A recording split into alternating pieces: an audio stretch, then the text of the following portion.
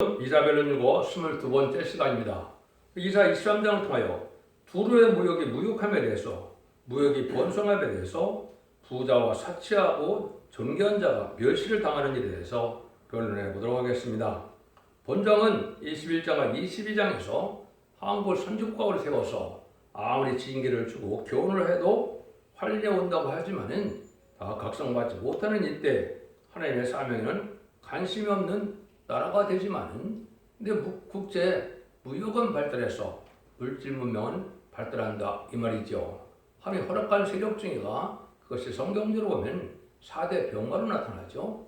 4대 병마 중에 이제는 건멸 시대가 오는 것을 뜻하는 건데 인간 종말에 무역 번성 시대가 올 것을 말씀한 것이죠. 시기적으로 보면 2차 세계대전 이후에 20세기 후반에 무역이 발달하기 시작한 것이 사실이죠. 그래서 봉건주의가 이제는 사회주의와 민주주의로 나눠지면서 이제는 이러한 무역이 발달하는 시대가 오게 되는데 그때는 하느님보다도 물질을 조상하는 시대가 온 거죠. 지금이 바로 그런 시대다 이 말이죠. 그래서 많은 부를 축적하지만은 환란정의 날에 진노의 날에는 아무 소용이 없다는 것을 말씀하는 것이고요. 특별히 한국이 어려운 중에 하나님의 섭리 속에 이 나라를 일제에서 해방시켜서 선지가 세우는 과정을 제가 말씀을 드렸고 또 22장에서는 이승만 정권이나 박정희 정권의 몰락과 종말을 제가 말씀을 드렸죠.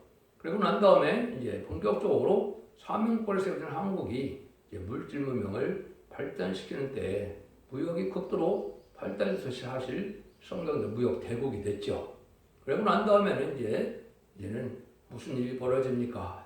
청말 시대가 등장해서 이제는 북방 공산당 세력을 좋아하는 세력들이 이제는 아주 활개친다 그럴까요? 그러한 일들이 많이 있게 되는데 그랬고 난 다음에는 하나의 심판대가 또다시 온다는 걸 경고하는 거다 이렇게 볼 수가 있거든요. 이 때를 알지 못한다면 우리가 성경을 분별할 이유가 없겠죠. 때를 분별해서 하나님의 뜻이 어떻게 성취해서 어떤 자를 구원하고 어떤 자가 복받게 되는 것을 아는 것이 중요하겠죠. 그래서 이거는 간단한 내용이지만은 실질적으로 우리가 1960년대 이후에 보면 이사야 23장처럼 대원 사실을 우리가 알 수가 있습니다. 본문을 통하여 한번 변론해 보도록 하겠습니다. 1절에서 3절입니다. 둘에 관한 경우라 다시스의 선적들아 너희는 슬피 울지어다 부르짖을지어다 두로가 황무하여 집이 없고 들어갈 곳도 없으며 이 소식 키팀 땅에서부터 그들에게 전파되었음이니라.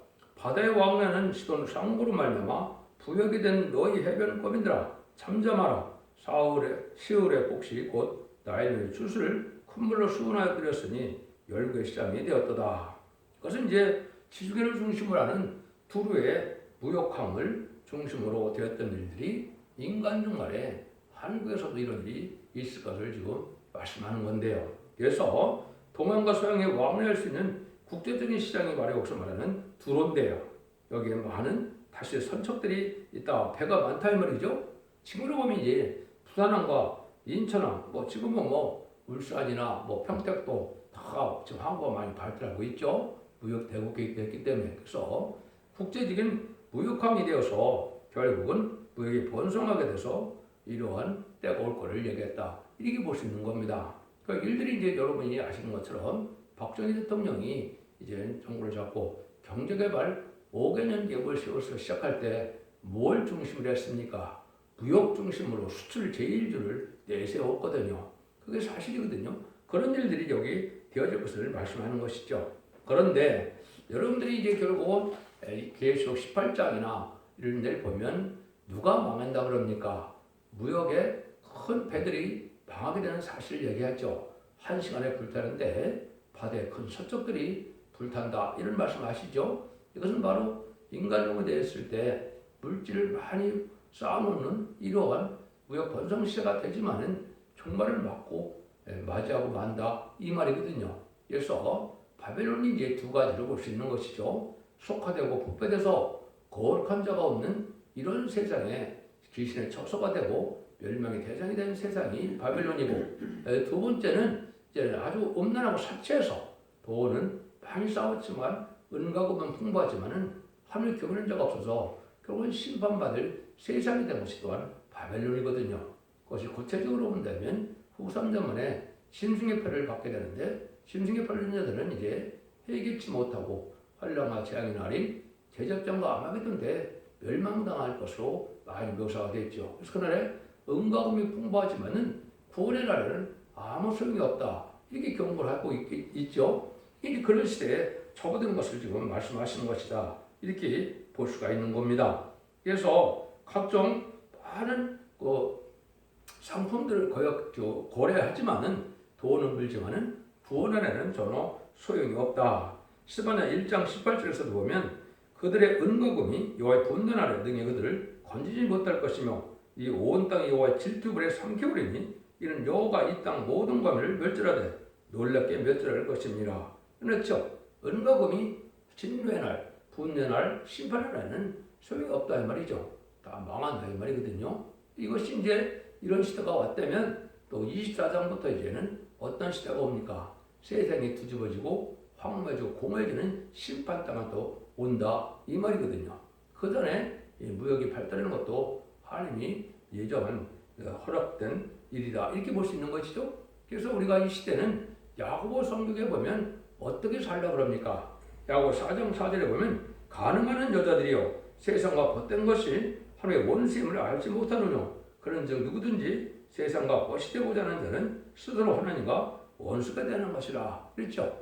너무 세상을 살아가고 속화되고 부패돼서 세상 쾌락만 쫓다가 보면 이것은 하나님 원수가 돼서 결국은 하나님의 섭리를 깨닫지 못하고 신앙 준비를 못해서 망하고 만다 이 말이죠.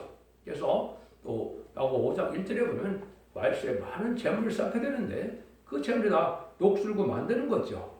그래서 또 억울한 재물로 억울한 일로 대물을 모은 자들은 결국은 하나님께서 그런 자들을 정죄하게 된다 이렇게 말씀하시죠. 이런 일이 사실 있는데 제가 말씀드렸지만은 무역 제일주의로 나갈 것을 여기 보면 말씀했다고 보시는 것이 4절에서 14절입니다.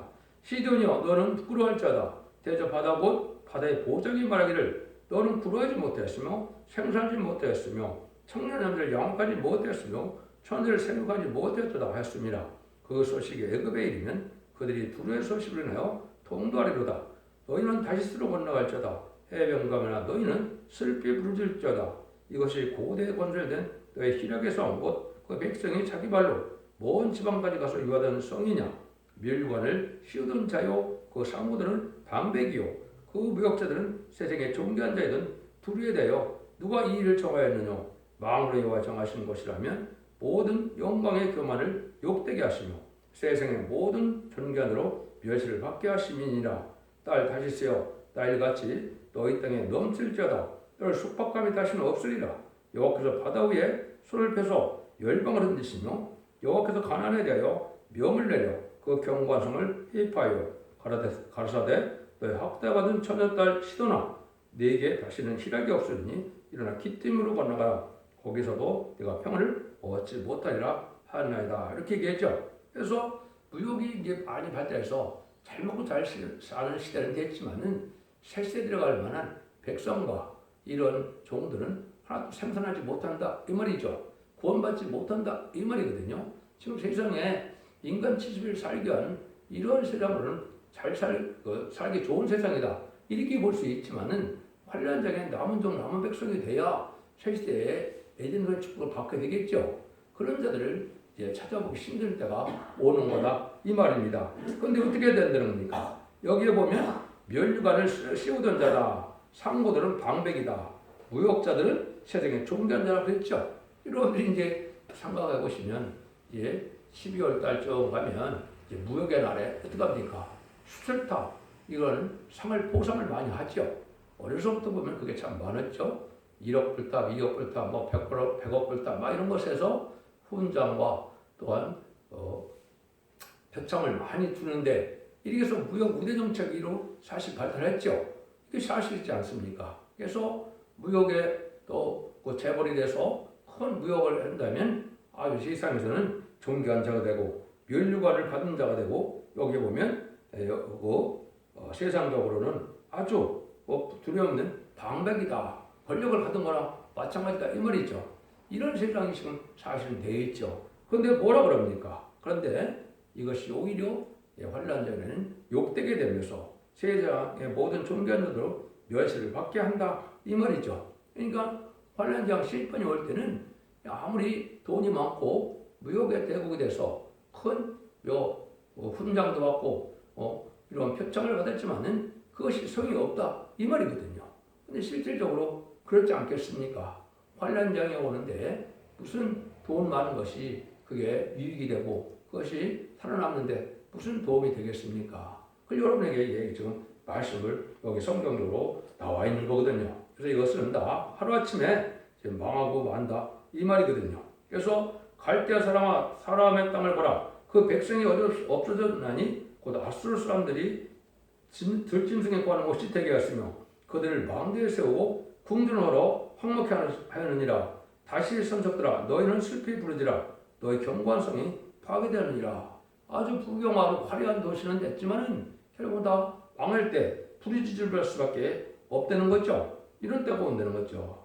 인간의 힘과는 살아남을 수가 없고 호화롭게 잘 산다 그래서 이게 남은 낭비가 생기는 것도 아니라는 것이죠. 그래 수치를 당한다 이 말이죠. 그래서 하루아침에 불탈 것을 이 계시록 18장에는 1시간에 불탄다 이렇게 돼 있죠. 그럼 아마겟돈 때 핵무기 터지면 세상은 불타는 세상이 되는 것이고 하나님의 재창조해서 에덴을 회복해서 천국의 축복을 받기는 그런 것 갖고는 안 된다 이 말이죠. 실질적으로 한국이 이렇게 무역대국이 됐죠. 얼마나 무역대국이 됐습니까? 그런데 이런 기간이 한없이 가느냐? 그건 또 아니라는 겁니다. 이런 기간이 정한 기간이 온다 이 말이죠. 15절에서 18절입니다. 그날부터 들어가 한왕의 연왕같이 70년을 잊어버림이 되었다가 70년이 필요한 후에 두루는 기생의 노래의 뜻같이 될 것이라. 잊어버림 바 되었던 기생 너여 수금을 가지고 성읍에 두루 행하며 기묘한 곳에는 많은 노래를 불러서 너희를 다시 기억케 하라 하였느니라. 70년이 필요한 후에 여호와께서 두루를 공부하시려니 그가 다시 치리하여 지면에 열방과 엄등하는 것이며 그 무역한 것과 그 이익을 거룩히 여호와께 돌리고 간직하거나 쌓아두지 아니하리니 그 무역한 것이 여호와 앞에 거하는 자들의 자의 배불리 먹을 자료 잔입을 차료가 되리라. 이 정한 때가 되면 음료적인 정권과 격권 이런 물질적인 화려한 세상에 권세들이 다 망할 때가 온다는 것이죠. 그런데 이거 보니까 70년이 필요하다 이런 얘기를 하죠. 여러분은 하나님께서는 알파 오메가 역사가 있기 때문에 바오도 이스라엘 백성들이 어떻게 했어요? 바벨론 포로에 잡혀간 지 70년 만에 이제는 다시 성전을 복원시켜주고 이스라엘 회복시켜주는 역사가 여러분이 기억을 하시죠. BC 586년에 남유다가 망했고 BC 516년에 성전이 복구되고 이제 이스라엘이 회복되는 일이 있었죠. 그런 거랑 마찬가지로 70년이 필요한 후에는 그런 일이 또 있을 것을 얘기한 건데요. 이건 이제 우리나라에 적용한다 보면 1953년 7월 27일이 유교 후에 휴전협정일이죠. 그래서 올해가 70년이 찼습니다. 올해가 올 7월이면 70년이 차는데 하나님의 말씀대로 된다면 어떻게 되겠습니까? 바벨론 벌써 돌아오는 것처럼 북한 땅에 지하 성도 교인들이 많이 있죠. 그런 사람들 구원할 때가 가까웠다 이렇게 봐야 된다 이 말입니다. 70년이 필요한 후에는 과거에도 그렇습니까? 또 오마가인 영적인 선지국가인 한국에도 또 그렇게 적용이 되겠죠. 그래서 한국에 이제는 환란을 통하여 이제는 하나님께서 북한의 택한 백성을 구원하는 역사가 진행될 때가 되었다 이렇게 볼 수 있는 겁니다. 그래서 이날이 임박한 때다 이렇게 보시는 것이 여러분이 잘 판단하는 것이다 이렇게 볼 수 있는 것이죠. 그래서 많은 물질이 쌓이는데 그거는 쌓아놓은 자들의 것이 아니고 결국은 여기 뭐라 그럽니까? 하나님의 자녀들 것이라 그랬죠. 그 무역한 것이 요 앞에 거하는 자의 배불리 먹을 차료, 잘 입을 차료가 된다. 이렇게 얘기했죠. 그러니까 창고에 아무리 많이 쌓여있지만은 그 주인들은 환란장에 망하게 되고 하늘에 경외되는 자들이 남은 백성에 대해서 당분간 환란 오고 나는데 수습 기간이 필요하겠죠. 그럴 때 그것이 잘 먹을 차료가 된다. 이 말입니다. 그러니까 내가 부경으로 해서 내가 집도 화려하게 짓고 또 물질도 많이 쌓고 해서 그 사람 것이 되지 못한다 이 말입니다. 그러니까 이 시대는 참되고 이제 정직하고 진리적으로 구별된 삶을 살아가야 되는데 그렇지 않고 속화되고 후화돼서 세상 물질만 따라가다가 결국은 그것이 다 자기 것이 되지 못하고 망하게 된다 이 말씀을 하시는 거죠. 그래서 여러분들이 이제 고린도서 3장 21절 23절에 보면 이런 말씀하시죠. 그런즉 누구든지 사람을 찬양하지 말라. 마음이 다 너희 것임이라. 바울이나 아볼로나 게바나 세게나 생명이나 사망이나 지금 것이나 장래 것이나 다 너희 것이요 너희는 그리스도의 것이요 그리스도는 하나님의 것이라. 이렇게 말씀하시죠. 그러니까 결국은 이 세상의 물질론이 많이 발달하지만은 이 세상은 결국 하나님 앞에 복받을 남종 나온 백성으로 새 축복을 누릴 자들의 것이지 비록 잠깐 부경을 누렸던 이 세상 사람들의 것은 아니다 이 말입니다. 하나님의 백성이 되고 하나님의 종이 되어서 하나님의 긍휼과 자비로 하나님의 보호와 인도와 양육을 받아서 한란장 신발날에 복받을 자들이 그 받게 될 것을 말씀한 것이죠. 이걸 제가 말씀드리면 아까 또 제가 말씀을 드린 것 중에 하나가 뭐냐면 인간 종말에 4대 병마가 나오는 것이 인간 종말이다 이렇게 얘기를 했거든요. 그럼 먼저 계시록 6장에 보면 병마가 등장하고 붉은 말이 등장하고 검은 말이 등장하고 청황색 말이 등장하죠. 이것이 먼저 말씀드린 것처럼 20대 후반에 지금 다 됐다고 볼 수 있는 겁니다. 검은 말은 무역대국이 돼서 이렇게 하나님과 물질도 상하는 세상이 된 것이고 또 붉은 말은 큰 칼 가지고 화평을 취한다.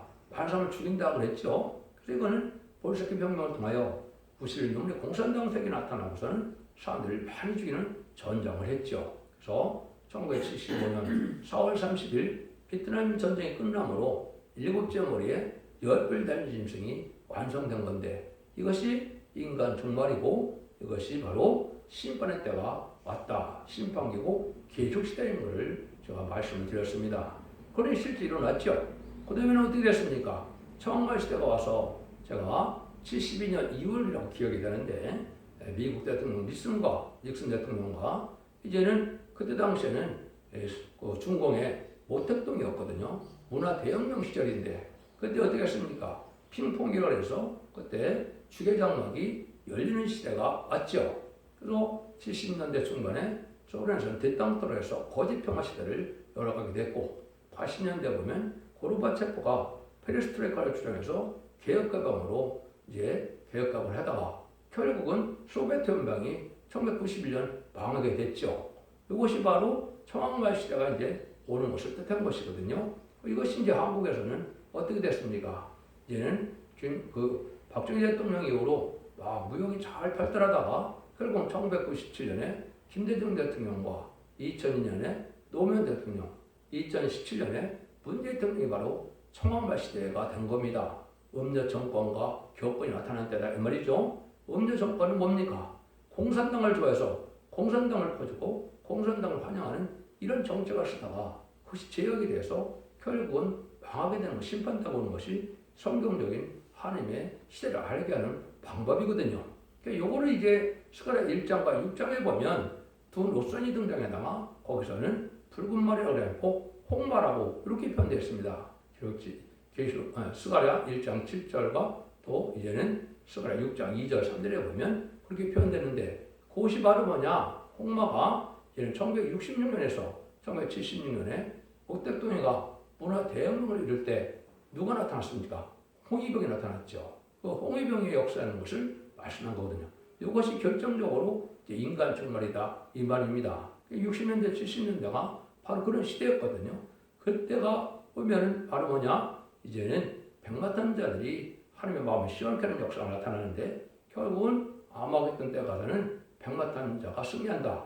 보험주의로 성경으로 이제 왕국 건설하기 위한 말세의 사명들이 나타나서 결국은 세상을 심판하고 에덴을 회복시킨다. 이 말이거든요. 그 일들이 여기 이루어질 것을 말씀하는 것이다. 이렇게 볼 수가 있는 겁니다. 그래서 그런 일들이 이제 일어날 때 그건 계시록 6장 6절 7절 쪽에 보면 뭐라고 합니까? 이제는 한대로의 볼이 석대요 미란대라 그러면서 포도주와 감람류를 해치 말라 그랬죠. 그 포도주와 감람류가 바로 이제 인간의 마지막 첫대기가 나타나서 이제 감람류는 가지된 두 종들의 역사와 포도주는 오래전 어떤 맑은 포도주라고 이사 25장 6절 이하에 말했죠. 이것은 예수 믿고 중생받아서 영원만의 시대가 끝나고 예수 믿고 중생받은 자들 중에 알곡을 갈려서 알곡은 죽지 않고 새 시대가고 지금 별성천하여 남은 백성에 대해서 새 시대에 가게 할 복음을 오래 정했던 맑은 포도주라 그랬고 그것이 계속 시대장 6절에서는 영원한 복음이다. 죽지 않는 복음이다. 이렇게 얘기했죠. 그래서 그 때가 올 것을 예수님께서 직접 마태복음 24장 14절에 보면 천국 복음이 땅까지 전하면 그제야 끝이 오리라 그랬죠. 그것이 바로 20세기 후반에 이제 동방 땅 한국에 이제는 복음이 전파돼서 끝이 온 거죠. 한국은 이제 역사는 길지만은 기독교 역사는 참 짧죠. 140년밖에 안 되니까 동방 땅 끝에 해돋는 달에 복음이 마지막으로 들어왔다 봐도 되거든요.